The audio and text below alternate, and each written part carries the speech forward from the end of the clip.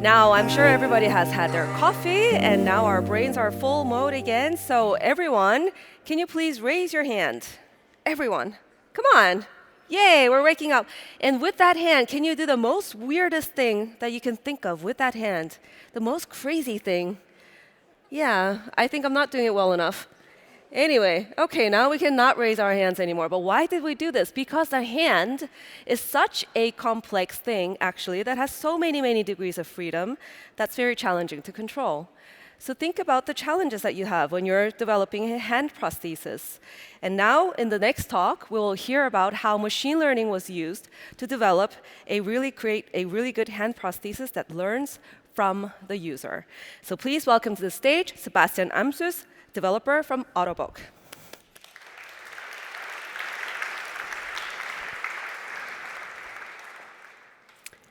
Have you ever lost anything, like your iPhone or your car keys or something else that seemed important to you at that moment? Well, what about a hand, a human limb, your arm? So my name is Sebastian, and I work with the research and development department of Autobock. Autobock is a company based right here in Vienna, and we develop, manufacture, and sell prosthetic solutions for amputees. So our daily business is actually to come up with solutions of how we can help a person who has undergone amputation like this one to achieve a functional outcome like this one, for example. So this was one of our earliest prototypes where we used machine learning to control a hand prosthesis.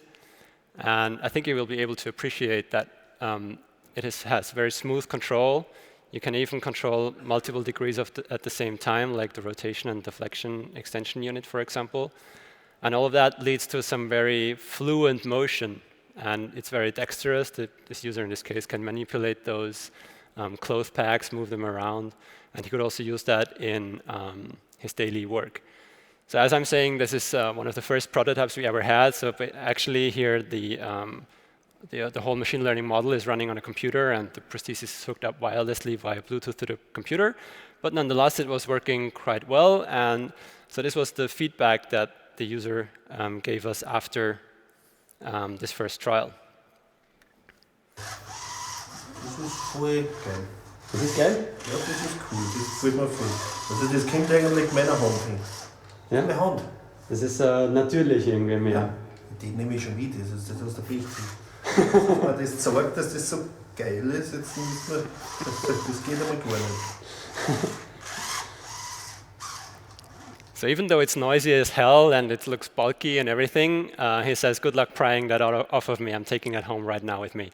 So he says, this feels like my hand now. How do we get there? And actually, it's quite a long road to achieve that. And why is that the case? Because currently, prosthesis look something like that. This is the state-of-the-art prosthesis, and by state-of-the-art, I mean this is the type or the model that is sold the most worldwide, also in Western Europe and the US, for example, so not only in developing countries. By the way, this is the same hand, only here you see the raw mechanics, and this one is covered here with a cosmetic glove. And you can actually see that it's very simple design. You can only open and close it like that. You can't do much else. You also see you have only 3 fingers that are activated. The other 2 fingers, the pinky and the ring finger, move passively with the glove, but you can't can't put any force on those fingers.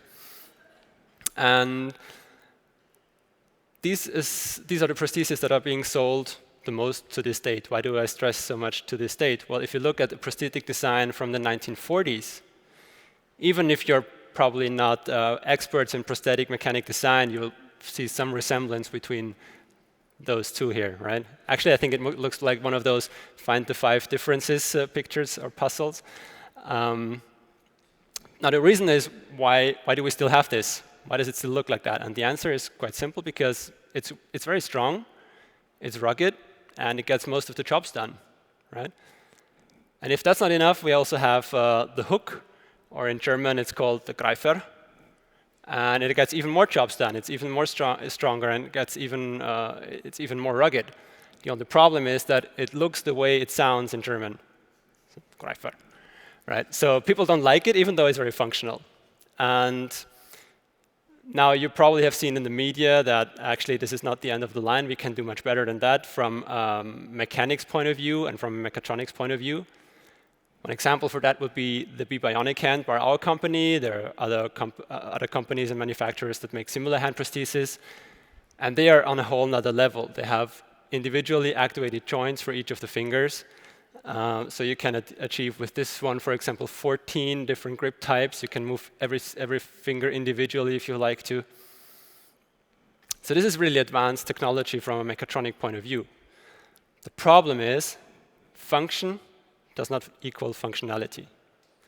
So even if you have the most complex hand with a lot of function, this function means nothing to the user if you can't access it quickly, easily, and reliably. So why is that the case? Well, this is where my talk is going to become very technical with a lot of complicated graphs, so I hope this is fine for you. Now, of course, this is just quite a dumbed-down version, but I think we can agree that since the 1940s, we have seen some quite tremendous advances in mechatronics. We have self-driving cars. We just recently landed on Mars again, right? And even in hand prostheses, we also see this ginormous leap from this simple open and close grippers to this complex mechatronic hands like the bionic. So what is the limitation? The limitation is that the control methods, how we interface the prosthetic device with the human body, has basically not changed ever since. So the control mechanism that we use to drive these complex prosthetic designs and mechanisms is basically still the same for decades. So now I feel I need to explain just very briefly how a conventional control mechanism works for prostheses. When we use our muscles, when we contract them, they generate a small electric field. And we can actually measure that on the surface. It's a few hundred microvolts to 1 millivolt, roughly. So by contracting our muscles, we produce electric activity. And we use that information to drive the prosthesis. And we do that by attaching myoelectric sensors or electrodes to the skin. And what we usually do is we have one electrode on the outside of the arm, one electrode on the inside of the arm. So by contracting these parts like that, or the inside part like that, I can control the prosthesis to either open or close. And that's fine for a simple gripper. You don't need much more input. The problem is when we need to access more functions, we can't just keep on adding electrodes, 3, 4, 5, because that would mean we need to activate only one single muscle at a time. And we can't simply do that because our muscles work in a fundamentally different way.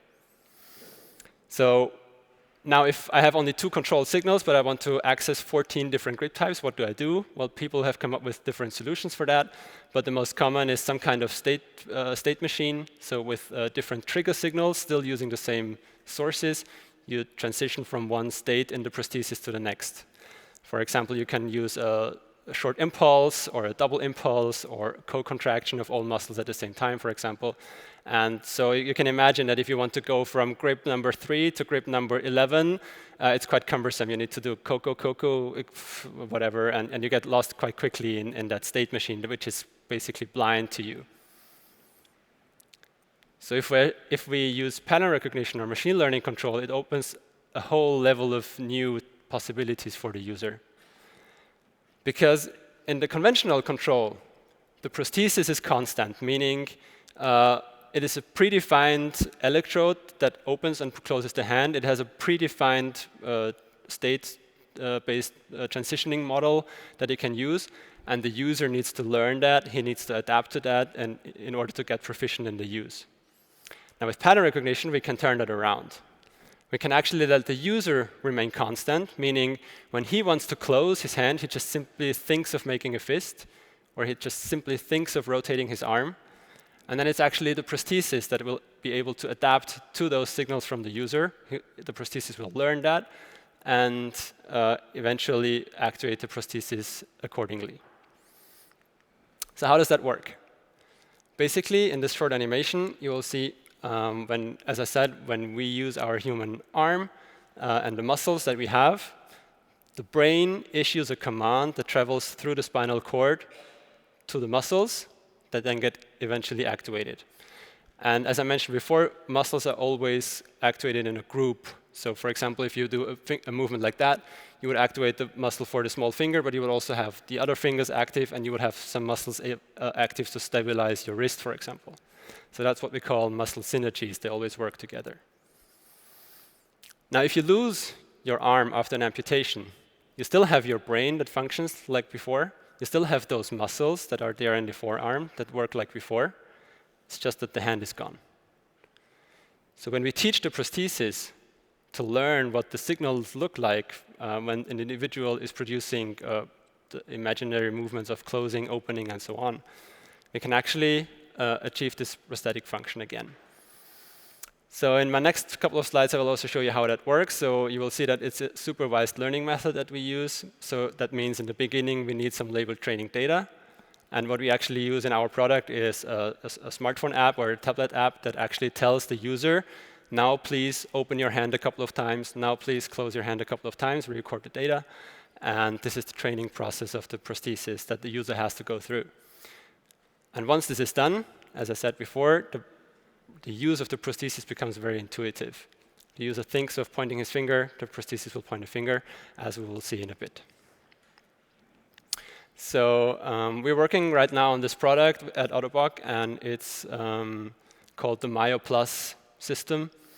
And I'm mentioning that because I actually wanted to bring the prosthesis today with you, but unfortunately I still have my arm, so I can't wear a prosthesis. It's just a bad joke, of course. Anyways, I asked one of our users who have been demoing this system for quite some time now, Wolfgang, to give him his view for you on his own, what it means for him to calibrate the prosthesis, how it works, so you can see live in action. Hallo liebe Developers, ich bin der Wolfgang und zeige euch jetzt kurz, wie ich die Myo-Plus-Steuerung kalibriere. Dazu fange ich an, das Bluetooth einschalten, indem der Prothesen startet.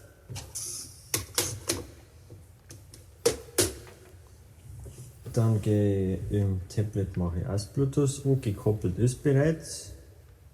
Dann gehe ich auf Myo-Plus-Steuerung, das dauert jetzt kurz, bis es startet. Dann gehen wir auf Muster hinzufügen. Da kommt jetzt die Einstellung der Pausenzeit, das ist quasi die Zeit, wie lange du von einem Griff in den nächsten Griff Pause machst. Dann kann man da auswählen, welche Griffe das wir hinzufügen wollen. Also kalibrieren wir die 4 Grundgriffe und 3 weitere Griffe, 2 weitere Griffe. Dann gehen wir auf Weiter kalibrieren. Dann haben wir jetzt da, das blaue läuft jetzt dann gleich runter, ist die Pausezeit, da kann man auf Play drücken. Jetzt läuft quasi die Pausezeit mit 3 Sekunden runter und ich muss jetzt einfach das machen, was in der Mitte steht. Jetzt im Moment gar nichts. Jetzt fange ich mit einem leichten Handöffnen-Signal an und werde das lasse immer stärker werden, bis ich bei ca. 70% vom Muskelsignal bin. Jetzt mache ich eine gedankliche Faust. Eine Außenrotation.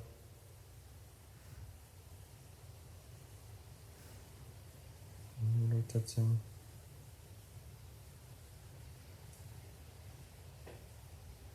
Dann den 3-Pot-Griff.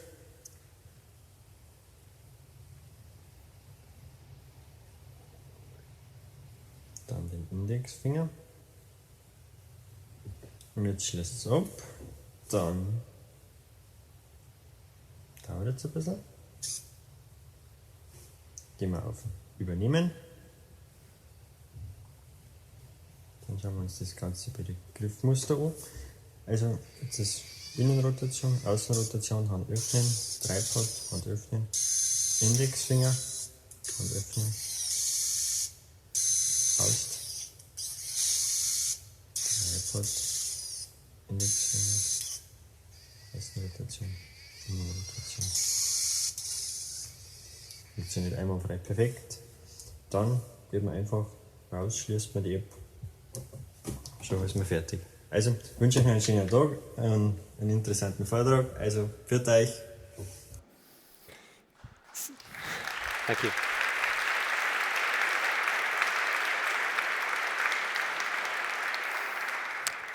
I'll try to forward your applause to Wolfgang later on. So you can see that only with a couple of seconds training data, this patient achieves multi-grip grips instantly without having to think about it, because it just, as I said, thinks about movement and the prosthesis immediately does that. So how does it work under the hood? So I'm going to explain now a bit the algorithms and the machine learning that we actually use for doing that. Not to get your hopes up too high, we're not using any deep learning, complex ANNs for doing that because we're quite restricted in what we can do in the prosthesis. But nonetheless, I think it should be interesting to some of you. So as you can see in the animation, now we're not using only 2 electrodes anymore, but we use a whole bunch of them, 8 for example, and place them all around the forearm to get this holistic view of the signals that happen in the arm. So they give us some time series like that when we measure them. And what we actually do is we segment them into data windows, so for each of the channels and also across time. And we compute some very simple features, like the mean absolute value, which is a feature that corresponds to the amplitude of the signal. And zero crossings and slope sign changes are features that correspond more to frequency content in the signal. And that's, for example, important to us because we know that different muscles, depending on their size, they produce different frequency content in their signals. But also, for example, deep down muscles that lie close to the center of the arm, when they produce a signal, that signal has to travel through the bone, through the other muscles, through blood and the tissue. So there's some kind of filtering happening in that process so that when you look at the signal from the outside, it also has some very distinct frequency content. And it's very fast to compute. Of course, we could also use FFT or wavelet transformation and stuff like that, but that would be more workloads to compute. The last one, another one that we use is wavelength, which is basically if you imagine the zigzag line and you pull it and you measure the length of that. So it contains both frequency and amplitude information. And then what we actually do, as in every machine learning type, I would say we store those data on our database or on the microcontroller in our case, and we have the labels already to those data. And now we try to classify them in this very simplified 2-class problem. Just for explanation, we try to make a classification here. And in order to make that happen, we actually make 2 assumptions about our data. One is that they follow some kind of Gaussian distribution. Everything's better when you explain it with cats, right? even Gaussian distributions. Anyway, so that means if we make this assumption, then we can model our data by finding their mean vector and also their variances or covariance matrices. And that's actually the second assumption that we make, that they actually share the same variance. So, of course, you can show that in cats again.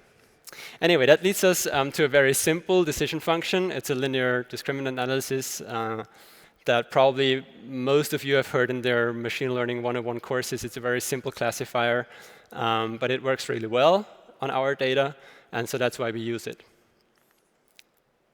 It's very fast, it's very simple, and it's efficient. So the product that we're currently developing, it looks like that. So that's the MyoPlus system. It's a microcontroller. It's about 5 centimeters long, so it can be easily fit into prostheses. And actually, the whole signal processing chain, so from acquiring the EMG to calculating the features, to doing the pattern recognition, and then post-processing, driving the prosthesis, takes less than 2 milliseconds on our embedded controller. And of course, that's key for a user. He doesn't want to have any delay. As soon as it gives input to the prosthesis, he wants it to use that function. I think you have seen in the video of Wolfgang when he was doing the simultaneous movement between his real hand and the prosthesis, you could almost not see any delay there. Secondly, it's very energy efficient. In our case, we use about 17, 18 milliamps to drive the entire system, excluding the hand, of course. And that's also very important because we can't fit an arbitrarily large battery in our prosthesis. First of all, because there is just limited space. And even if there was more space, a large battery is heavy and you don't want to carry that around every day, right? So, I mean, if you imagine how annoying it is if your battery dies halfway through your day on your iPhone, imagine how bad it must be if your arm dies halfway through your day. So energy efficiency is, of course, key. And also we have a limited data storage amount that we can use. So it's fast, it's simple, and it's efficient. And it has another advantage, it's predictable. That means if I run this 100 times, it will give me 100 times the same result, which is maybe not the case with other search-based algorithms or optimization algorithms, which might always end up in some different optimization solutions that you have. And If that's the case for you, you're going to have a hard time with, for example, the FDA, the Food and Drug Administration in the US, which is responsible for the market approval of medical devices, which of course prostheses are. So if you can't show that it predicts, it acts 100% of the time the same way, you're going to have a hard time arguing with those guys saying that your product is safe for medical use. So those are two of the main reasons why we actually use this very simple but efficient method.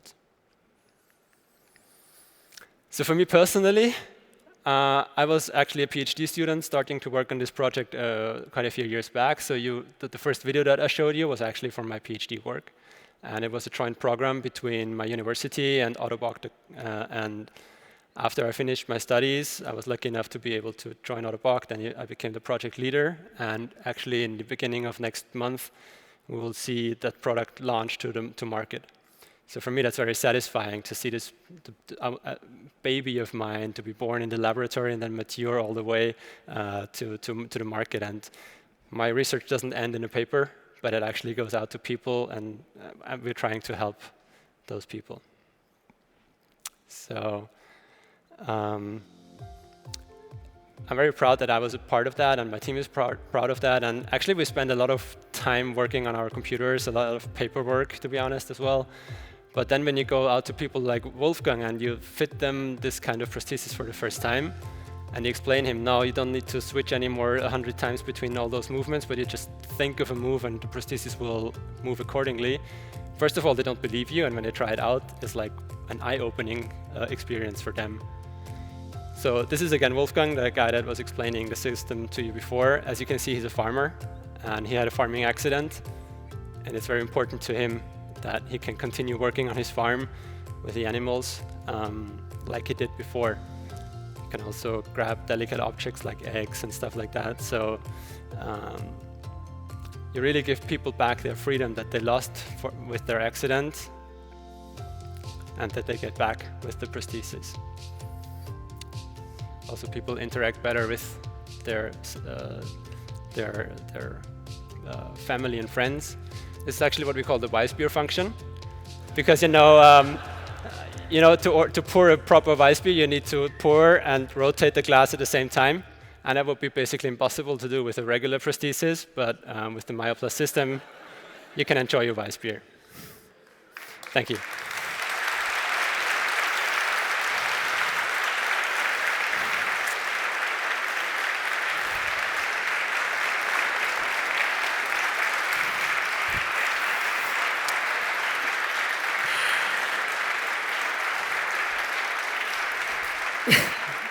Thank you, Sebastian, really for the really inspiring talk.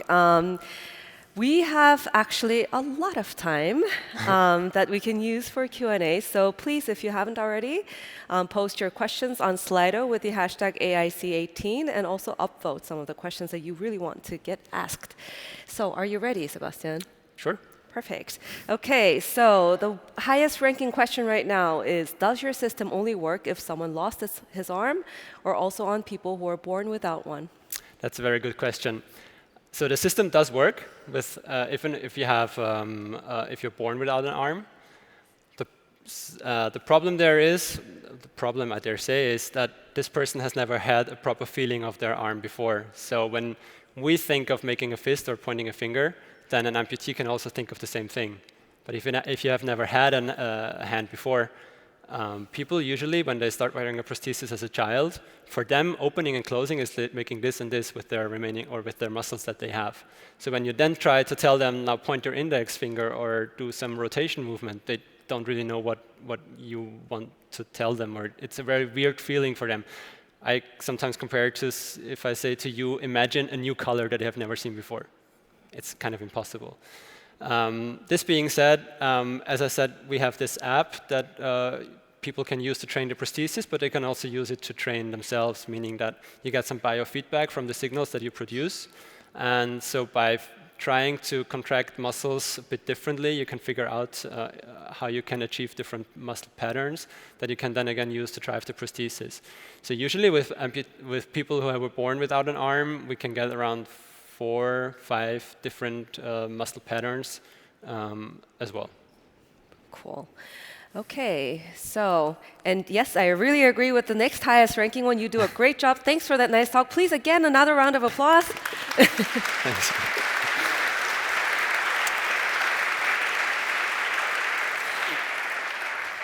You're actually the first speaker who got this on the Slido as a comment. I didn't miss a question there, Yeah. did I? Okay, good. No, okay. Does the prosthesis also work in stressful situations when there's more going on in the brain, or does it need to be very similar to the calibration phase? Right. So that's actually one of the big advantages of the system. One switching mechanism that I didn't explain before was that you can also use slow and fast movements to switch between states.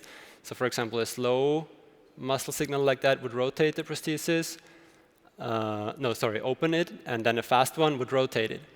So I had, for example, a patient telling me that he was driving a car, and a kid was running in front of his car, and he quickly wanted to open the hand, so he made a quick movement, but quick movement corresponded to rotation. So actually, in this stressful situation, the prosthesis didn't handle properly. Luckily, nothing happened, but he said, I'm never going to use that prosthesis again. Now, with this intuitive kind of control, you can actually, when you want to do hand open, no matter if it's fast or slow, as long as you do it as you did before, and that comes over time when you learn how to use the prosthesis, you do it consistently all the time, you can actually be much quicker and avoid such such situations, for example. Perfect. Sorry if I continue a bit, because the question is very good. Does it have to be similar to the calibration phase? So in some sense, of course, yes. So we still talk about machine learning with all its limitations. So when you throw at it something that it hasn't seen before, it's going to predict some weird stuff. So for example, what we do is we always ask our users to calibrate in different arm positions or with some different weight loading on your hand, because it might alter the signals a bit. So if it's trained down here and you then try to manipulate something high up, then it might not work. So in this sense, yes, the better your calibration or your situation during the calibration reflects the use case that you later want to use a prosthesis in, the better, of course. Yeah. Perfect. Really cool. All right, so the next question. Does this only work with underarm amputees? How does this work if the elbow is amputated as well? Yeah. So the problem with the higher you go up with amputation level is the more muscles you lose. And the more muscles you lose, the more function you lose. And that's actually quite some exciting research going on. It's called targeted muscle reinnervation. It's a surgical technique, actually, where they take all those nerves that previously went to the arm that are not needed anymore because the arm is not there anymore. So they take those nerves, they put it into some of the muscles that are still there on the upper arm, and then instead of only having your biceps and your triceps signal, you get maybe 5, 6, or 4 or 5 different signals that you previously wouldn't have. So the higher you get in amputation, the more complex it is to control the prosthesis. But especially combining strategies like machine learning and surgical techniques, you get basically the best result you can have. Mm-hmm. How about legs? Would it be also applicable to legs, or is it already possible? Right. Yes. So the problem with legs, obviously, is if you put sensors in the socket of the prosthesis and you walk and you stamp on that, you have a lot of artifacts. So you need some very good artifact repression, mm-hmm. Right? But it can be done, of course. The problem is, so far, we don't really need it because lower leg prosthesis, they work passively only, so they only dampen, but they don't have any actuators inside. So that means there's not that much to control, and that what you have, the dampening system that you have to control, you can control that also differently, for example, with some sensors that are in the leg. But there is obviously research going on that is going to also put actuators into knees, for example, to assist standing up and these kind of things. And their EMG-based control, machine learning-based EMG control, can obviously be beneficial as well. Mm-hmm. Perfect. Okay. Next one is how much will a hand prosthesis cost? That's a very common question, and commonly I can't give you a concrete answer. But we always say it's in the range of a nice middle-class car. And of that cost, probably a third or something is really the prosthesis itself, so that you buy from us as a company. And then the other parts actually correspond to rehabilitation, to the rehabilitation process, and also to the manufacturing of the prosthetic socket, because the prosthesis that we sell it's a product of the line, but then how the orthoprosthetist manufactures a socket that actually envelopes your arm and your remaining limb is always manual work. It's always personalized to only one person, one amputee, so it incurs a lot of cost as well. Understandable. Okay. How much difference is between signals of different users, based on your experience? We don't have that much experience with that question, to be honest. So right now what we do is we train each system on each individual, and we don't really care if we could use like 50 users and compute a generalized model and then apply it to users. There are some papers who did that. They did it with SVM, which I think is probably not the optimal choice for that problem. Apart from this product that we're currently developing, we're also working with some machine learning groups outside of that in order to have MyoPlus 2.0 in line. And we work together with the Swiss AI lab, for example, where people also try to do some machine learning that is more corresponding to what most of you guys probably do here, so deep learning and neural networks and stuff. And there we try to actually build a neural network model that in its first stage tries to generalize and model the EMG as such, and then only have a very small personalized layer for each of the people that needs to be trained. But so far, we didn't get any very good results on that. So our simple time domain features and linear discriminant classifier most of the times outperforms more sophisticated things that we have used so far. But of course, if you have some great ideas, I'm going to be here at the talk after the talk later, so I would be happy to have a chat with you. Perfect. Great. Let's have one more question. Is there some feedback from the arm? How do the users manipulate the strength of the grip, for instance? So there's something that we call proprioceptive feedback. That means if I close my arm and my wrist is like that, I instantly know that my wrist is in this position, right? And amputees don't have that because all this proprioceptive feedback is, it's in the muscles, and the muscles are gone, so and in the tendons, so it's not there anymore. However, people can learn to contract their muscles, and that's also what we use to determine the strength of how hard we grip something, for example. And amputees still have this proprioceptive feedback, but in a limited way. So some of them are rather bad at it, and some of them are rather good at it because they learned it. And especially with a technique like the pattern recognition system, because you can train it again and again, that means that the machine is getting better, but it also means that you're getting better because you're iteratively training and training again. So you also become better in making stronger grips or softer grips. And if you paid attention in the video of Wolfgang, for example, he said that he would start his hand open movement slightly and then think of it becoming stronger, which is, of course, good for the machine learning system because then it knows data of the strong contraction and of the weak contraction and everything in between. So that's actually why we implemented on the app this increasing bar, like a volume bar that says start slowly and then get harder or produce more force. And that usually works very well with this machine learning-based control. Perfect. Right. So thank you very much. And really, if you have any further questions, please, he will be here in front of the stage, so please come up and ask further questions. We will regroup again at 4:45.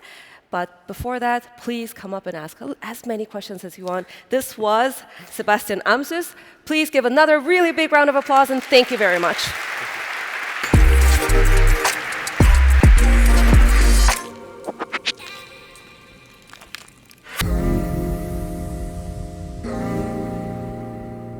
Thank you.